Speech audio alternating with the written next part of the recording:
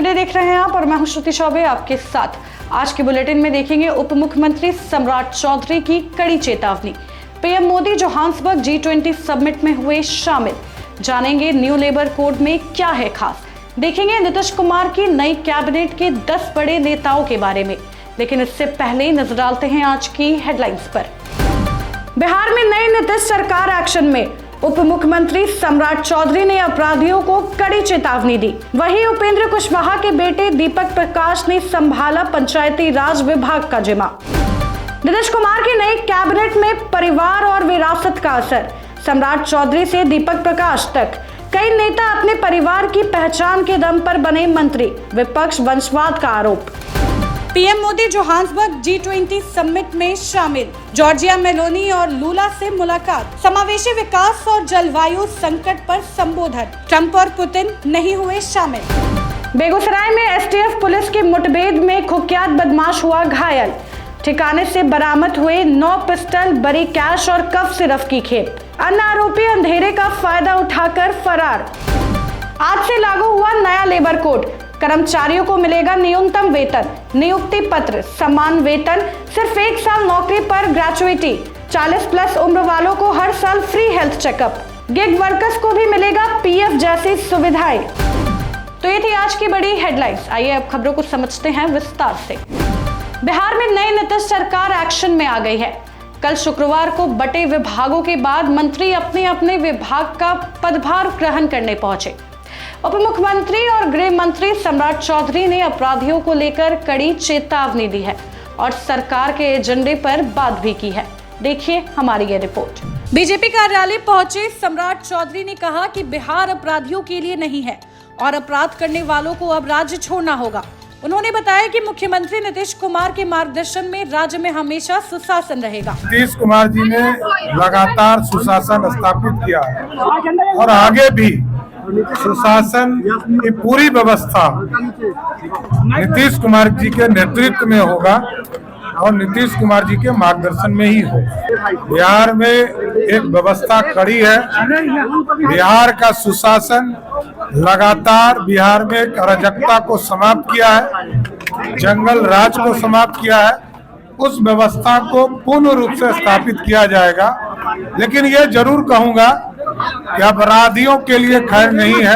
अपराधी के लिए ये बिहार नहीं है। बिहार से बाहर ही अपराधी को जाना होगा। सीधे मंत्री पद से राजनीति में एंट्री करने वाले उपेंद्र कुशवाहा के बेटे दीपक प्रकाश पंचायती राज विभाग का जिम्मा संभालने पहुंचे। पहले दिन वो off white shirt, blue jeans और क्रॉक्स पहनकर मंत्रालय आए। पदभार ग्रहण करने के बाद उन्होंने मीडिया से बात करने में थोड़ी हिचक दिखाई, लेकिन बाद में बाइट देने को तैयार हो गए। माननीय प्रधानमंत्री जी और माननीय मुख्यमंत्री जी के नेतृत्व में बिहार सरकार के पंचायती राज मंत्री के रूप में काम करने का अवसर मिल रहा है। मेरी कोशिश रहेगी, हम संकल्पित हैं कि पंचायती राज व्यवस्था की संस्थाएं इस तरह से काम करें, इस तरह से सशक्त हों कि बिहार के गांव-गांव में एक एक व्यक्ति तक ये लोकतांत्रिक व्यवस्था है, इसकी शक्ति पहुँचे। एक एक व्यक्ति राजनीतिक भागीदारी में हिस्सेदार बने। इन सभी कामों के लिए जिस किसी तरह की नई पहल की आवश्यकता होगी वो भी किया जाएगा।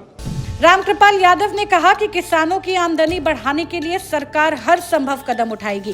चाहे छोटे किसान हैं, बड़े किसान हैं, सबके लिए हमारी सरकार ने उसके लिए पॉलिसी बनाया है।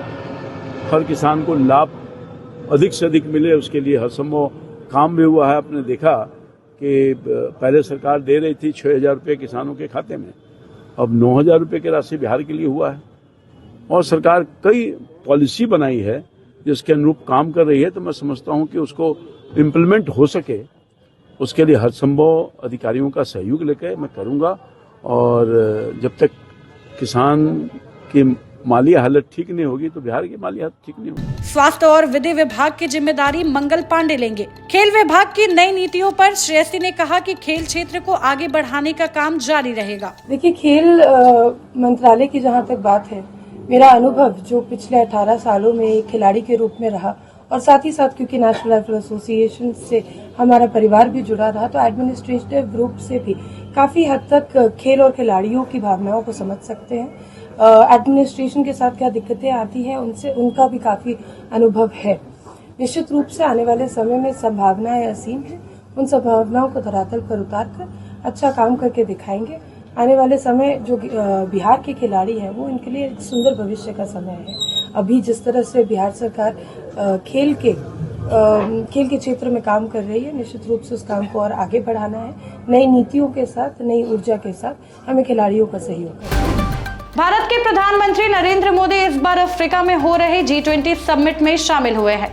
पीएम मोदी ने समिट में कई देशों के नेताओं से मुलाकात भी की है और पहले सेशन को संबोधित भी किया है। देखिए हमारी ये रिपोर्ट। शनिवार को पीएम मोदी की इटली की प्रधानमंत्री जॉर्जिया मेलोनी से मुलाकात हुई। मुलाकात का वीडियो भी सामने आया है। इसके अलावा मोदी ने ब्राजील के राष्ट्रपति लूला समेत कई वर्ल्ड लीडर्स से बातचीत की। मुलाकात के दौरान लूला और मोदी एक दूसरे को गले लगाते नजर आए और लूला ने मोदी की पीठ थपथपाई। इस समिट में अमेरिकी राष्ट्रपति डोनाल्ड ट्रंप, रूसी राष्ट्रपति पुतिन और चीन के राष्ट्रपति शी जिनपिंग शामिल नहीं हो रहे। पुतिन के खिलाफ इंटरनेशनल क्रिमिनल कोर्ट ने गिरफ्तारी वारंट जारी किया है। पीएम मोदी ने G20 समिट के पहले सेशन में समावेशी विकास, जलवायु संकट और आर्टिफिशियल इंटेलिजेंस जैसे मुद्दों पर अपने विचार साझा किए। यह पहली बार है जब G20 समिट किसी अफ्रीकी देश में आयोजित हो रहा है। नीतीश कुमार की नई कैबिनेट में शामिल कुछ नेताओं की पहचान से ज्यादा उनकी पारिवारिक विरासत चर्चे में है। विपक्ष वंशवाद का आरोप लगा रहा है, जबकि एनडीए हमेशा इसका विरोध करती है। आइए जानते हैं उन 10 बड़े नेताओं के बारे में जिनकी राजनीति परिवार और विरासत में जुड़ी हुई है। देखिए हमारी ये रिपोर्ट। नीतीश कुमार की नई कैबिनेट में शामिल कई नेताओं की पहचान उनके पारिवारिक राजनीति से जुड़ी हुई है। सम्राट चौधरी वरिष्ठ नेता शकुनी चौधरी के बेटे कोसी क्षेत्र में अपने पिता की मजबूत पकड़ के कारण खास माने जाते हैं। उनके राजनीतिक सफर में 3 पार्टियों का अनुभव शामिल है और उन्हें भाजपा ने पिछड़े वर्गों का मजबूत चेहरा बनाने के लिए आगे बढ़ाया। श्रेयसी सिन्हा, दिग्विजय सिंह और पूर्व सांसद पुतुल कुमारी की बेटी महिलाओं और युवाओं में लोकप्रिय हैं और भाजपा अब उनसे महिला वोटरों को संगठित करने की उम्मीद कर रही है। विजय चौधरी, अशोक चौधरी और नितिन नवीन जैसे नेताओं ने भी अपने अपने परिवार की राजनीतिक विरासत को आगे बढ़ाया है। अशोक की बेटी सांसद हैं और स्वयं अशोक मंत्री हैं, जबकि नितिन नवीन पटना की शहरी राजनीति में मजबूत पकड़ रखते हैं। सुनील कुमार, लेसी सिंह और संतोष सुमन जैसे नेता अपने क्षेत्रों और समुदायों में पार्टी के लिए महत्वपूर्ण आधार हैं। रमा निषाद समाज में महिला नेतृत्व को मजबूत करने की कोशिश कर रही है और दीपक प्रकाश बिना चुनाव लड़े सीधे मंत्री बने, जो अपने पिता उपेंद्र कुशवाहा की राजनीतिक विरासत को आगे बढ़ा रहे हैं। इस तरह कैबिनेट में वंशवाद और युवा नेतृत्व दोनों का मिश्रण दिखाई देता है। सरकार इसे नए संतुलन और नेतृत्व को बढ़ावा देने की कोशिश मान रही है, जबकि विपक्ष इसे वंशवाद की नर्सरी करार दे रहा है। आने वाले समय में यह देखना दिलचस्प होगा कि ये नेता अपनी पारिवारिक विरासत के साथ खुद की अलग पहचान बना पाते हैं या नहीं। तो ये थी आज की बड़ी खबरें। आइए अब बाकी की खबरों को देखते हैं फटाफट। बेगूसराय में स्टेफ और पुलिस की संयुक्त कार्रवाई के दौरान बदमाशों से मुठभेड़ हुई, जिसमें आरोपी शिवदत्त राय गोली लगने से घायल हो गया। पुलिस ने उसके ठिकाने से 9 पिस्टल, कैश और कफ सिरफ की बड़ी खेप बरामद की है। बाकी बदमाश अंधेरे का फायदा उठाकर फरार हो गए। घायल आरोपी पर कई गंभीर केस पहले से दर्ज है। बिहार विद्युत आयोग ने मेट्रो का बिजली दर कम करने का प्रस्ताव खारिज कर दिया है। मेट्रो दिन में 16 घंटे चलती है, इसलिए तय दर ही लागू रहेगी। अब सोलर पावर से खपत कम करने की योजना है। दिसंबर तक ट्रैक तैयार होने पर परिचालन बढ़ेगा। फिलहाल भूतनाथ, 0 माइल और पाटलिपुत्र बस टर्मिनल स्टेशन ही काम कर रहे हैं। आज से देश में नया लेबर कोड लागू हो गया है। अब कर्मचारियों को न्यूनतम वेतन, नियुक्ति पत्र और महिलाओं को समान वेतन देना अनिवार्य होगा। सिर्फ 1 साल नौकरी पर ही ग्रेजुएटी मिलेगी और 40+ उम्र वाले कर्मचारियों का हर साल फ्री हेल्थ चेकअप होगा। गिग वर्कर जैसे डिलीवरी बॉय और कैब ड्राइवर को भी पीएफ और ग्रेजुएटी जैसी सुविधाएं मिलेंगी। इस साल निगरानी कोर्ट ने 25 घूसखोर अफसरों और कर्मचारियों को सजा दी है, जो पिछले 25 साल में सबसे ज्यादा है। सजा पाने वालों में राजस्व कर्मी, अमीन और पुलिस अधिकारी शामिल है। गवाहों की पेशी, वैज्ञानिक साक्ष्य और लगातार मॉनिटरिंग की वजह से सजा की रफ्तार बढ़ी है। इनमें कई पुराने केस 2006 से 2017 के भी फैसले शामिल हैं। 20 नवंबर को ग्रेजुएट एग्जाम के दौरान सिवान के राजा सिंह कॉलेज की एक फोटो वायरल हुई है, जिसमें एक ही बेंच पर 5-6 छात्र साथ में बैठकर परीक्षा देते नजर आए हैं। इस अव्यवस्था ने सिर्फ परीक्षा अनुशासन पर सवाल नहीं उठाए, बल्कि नकल की संभावना भी बढ़ा दी है। छात्रों और अभिभावकों में नाराजगी फैलने के बाद जेपीयू प्रशासन ने मामले पर जांच शुरू कर दी है और 2 दिन में जवाब मांगा है।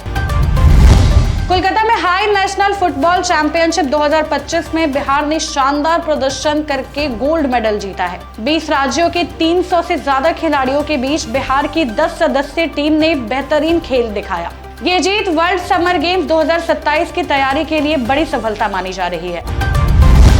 दीघा सोनपुर गंगा पुल का काम तेज हो गया है। 39 में से 16 पिलर्स का निर्माण पूरा हो चुका है और पानी की पाइपिंग शुरू हो गई है।